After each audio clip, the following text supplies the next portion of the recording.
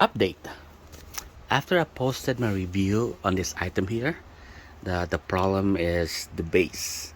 The base is too light to hold up the magnifying glass in the lamp, because it tips over if you lean it forward like this. See, I had to hold it because it's tipping over already.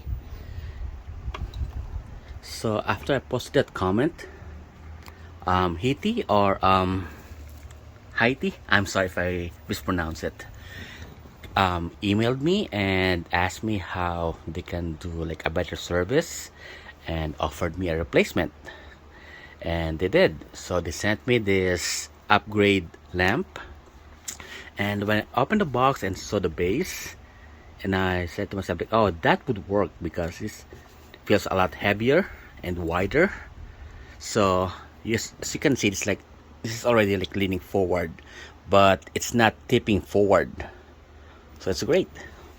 So I'm really happy about the customer service of HITTI or HITTI. Again, I'm really sorry for mispronunciation, and I would rate it as 5-star service. And yeah, keep up good work. Thanks, guys.